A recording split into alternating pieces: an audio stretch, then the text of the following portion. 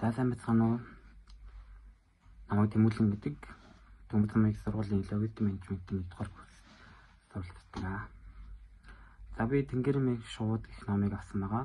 Энэ ном 2009 онд хэвлэгдсэн 118 хуудастай өгүүлэлгүүд болон тоожийн цуглуулгаас бүтсэн энэ ном байна. Онцгийн Батбаяг бол Монголын орчин үеийн уран зохиолын нэр төлөөлөгчдийн нэг. Тэрээр яруу найрагч зохиолч хоёр шинж чанарыг нэг дор агуулдаг утга зохиол нарийн мэдрэмжтэй философийн гүн агуулгыг ахуйн дүрслэлтэй уялдуулан бичдэг зохиолч. 1990 оны эртэлсэн шилжилтийн дараах Монголын нийгмийн өөрчлөлт, хотчлт, ганцаардал, орчин үеийн хүний оршихуйн асуудлыг тэрбээр шүлэгдэж зохиолч онцгойлон хүндсэн байдаг. Тэнгэрийн шууд нь 2009 онд хэвлэгдсэн.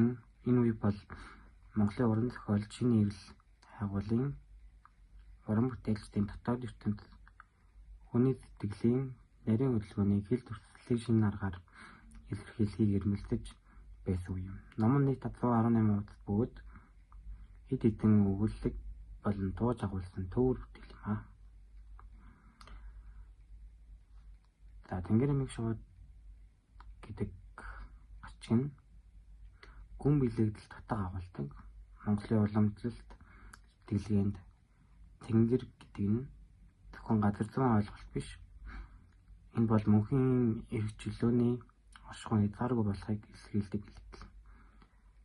Шувуу гэдэг нь Монгол ухамсарт хаа нэгтээ одох нисэх чөлөөт байх газрын хязгаарт баригдахгүй байхыг бид мэддэг. Тэгэхээр тэнгэр хэмээх шувуу гэдэг бол тэнгэрт хүрч чадах, тэнгэртэй адилхан чөлөөтэй нисэх шувуу гэсэн утгатай. Хүн ийм шувуу шиг чөлөөтэй байж чадах уу? Биеийн газарт гიშгэн алхаж байхад сэтгэлэн тэнгэрт ниссэн шувуу болж чадах уу? Энэ бол номын гол философийн асуултууд юм.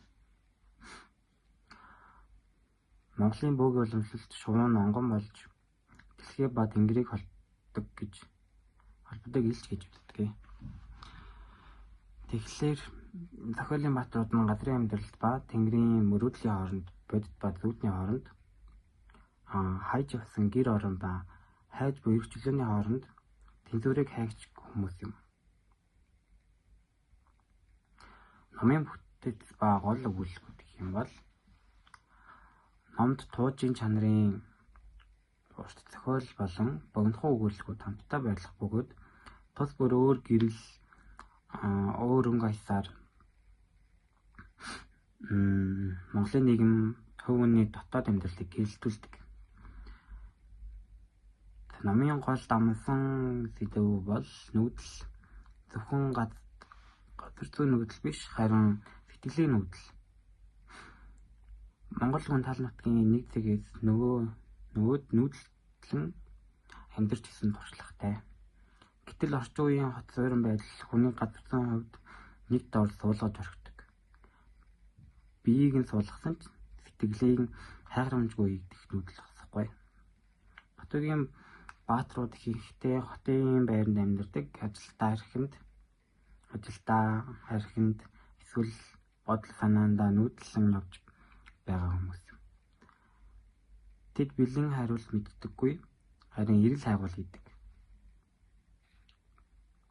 Номын бааtruуд нэрэгтэй эмэгтэй, залуу, тэтгэврт гарсан аав, хүү, эхнэр, хайрт гэх мэт бүгд ямар нэгэн хэмжээний ганцаардлыг дотроо дээдэг.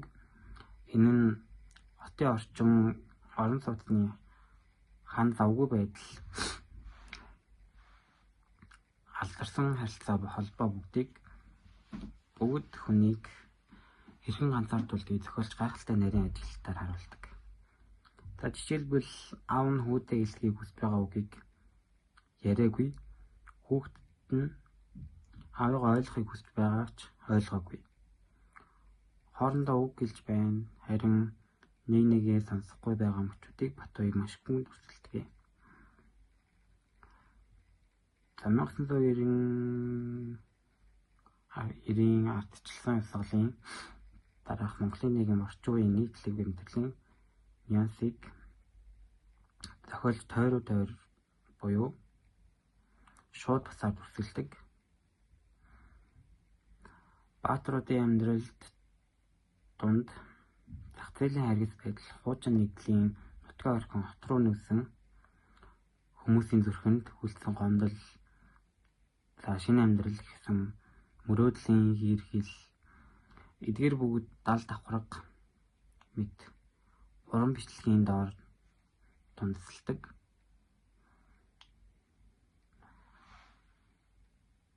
Зарим өгүүлэлт хайр дурлал, гэр бүлийн харилцааны нарийн төвшлийг зохиолж бичдэг.